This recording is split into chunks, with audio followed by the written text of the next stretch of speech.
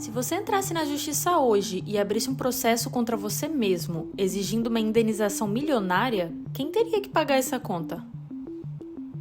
Parece uma pergunta idiota, né? Mas nos anos 90, um homem preso nos Estados Unidos levou essa ideia tão a sério que conseguiu fazer juízes e advogados quebrarem a cabeça no tribunal. Ele cometeu um crime, foi condenado e logo depois decidiu processar a si mesmo em 5 milhões de dólares.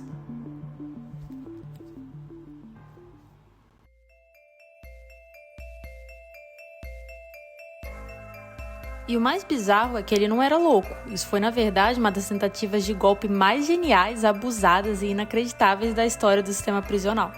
E o plano dele, por muito pouco, não funcionou, tá? O nome do cara era Robert Lee Brock, e em 1995 ele estava cumprindo uma pena de 23 anos de prisão em uma penitenciária do estado da Virgínia, por crimes de invasão e roubo de propriedade. Você sabe, assim, tá trancado numa cela dá muito tempo para pensar, né? E o Robert passava grande parte dos seus dias lendo livros de direito na biblioteca da prisão para tentar achar ali alguma brechinha para sair de lá, ou pelo menos ganhar algum dinheiro fácil. Foi aí que ele percebeu um detalhe na lei americana. A legislação dizia que se os seus direitos civis e religiosos fossem violados por alguém, você tinha o direito de exigir uma compensação financeira na justiça. Ele olhou para a própria situação e pensou, bom, quem estragou a minha vida, quebrou meus direitos morais e me jogou aqui na cadeia? A resposta era óbvia, né? Ele mesmo. Depois de ter essa ideia genial, Robert pegou um papel e a caneta da própria cela e redigiu um processo oficial com 7 páginas. No documento, ele escreveu com termos jurídicos que o réu, ou seja, ele mesmo, tinha violado suas próprias crenças religiosas e civis. E o argumento dele era o seguinte: no dia do crime, ele ficou completamente bêbado. Ao beber demais, ele violou o seu próprio bom senso e cometeu o roubo que o levou para a prisão. Portanto, o Robert bêbado e criminoso tinha destruído a vida do Robert sóbrio e trabalhador. Triste, né? Basicamente, por causa disso, ele estava exigindo uma indenização de 5 milhões de dólares de si mesmo por danos morais, perda de liberdade e depressão profunda. Mas peraí, se ele não tinha um tostão furado no bolso e estava preso, como que ele ia pagar 5 milhões de dólares para ele mesmo? É aqui que entra a malandragem que quase quebrou o sistema de justiça. Ele sabia que ele não tinha dinheiro, mas ele colocou uma cláusula genial no processo. Ele alegou que, como ele era um detento do Estado e estava sob a custódia total do governo dentro da prisão, ele estava impossibilitado de trabalhar para pagar a própria dívida.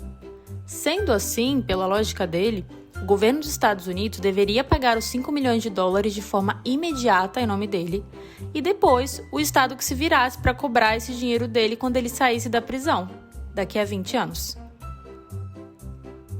Ou seja, o plano do cara era fazer o governo depositar uma fortuna na conta dele na prisão por causa de um crime que ele mesmo cometeu. Se o juiz aceitasse o processo, ele sairia da cadeia milionário com o dinheiro dos impostos do cidadão comum. Quando o processo chegou na mesa da juíza federal Rebecca Smith, ela não sabia se ria ou se mandava isolar o cara. A história era tão absurda que começou a vazar para a imprensa americana e Robert virou uma subcelebridade na cadeia. Outros presos começaram a tentar copiar a ideia dele, enchendo o tribunal de processos bizarros na esperança de ganhar algum dinheiro. Para cortar logo o mal pela raiz, a juíza teve que dar uma sentença oficial. Ela elogiou a criatividade do Robert e escreveu na decisão que aquela era uma das teorias jurídicas mais inovadoras e ousadas que ela já tinha visto na vida. Mas, obviamente, ela negou o pedido e arquivou o caso. A juíza determinou que, como ele estava processando a si mesmo, o dinheiro sairia do bolso dele para o bolso dele, e que o Estado não tinha nada a ver com a ressaca ou com as escolhas erradas que ele fez na noite do crime. Além de perder o processo, ele ainda levou uma advertência pesada do tribunal para parar de gastar o tempo da justiça com piadas. No fim das contas, ele não levou os 5 milhões de dólares, mas entrou para o livro dos recordes dos tribunais com o processo mais sem noção de todos os tempos. Pelo menos uma coisa ele conseguiu: provar que a audácia humana não tem limites quando o assunto é tentar ganhar dinheiro fácil.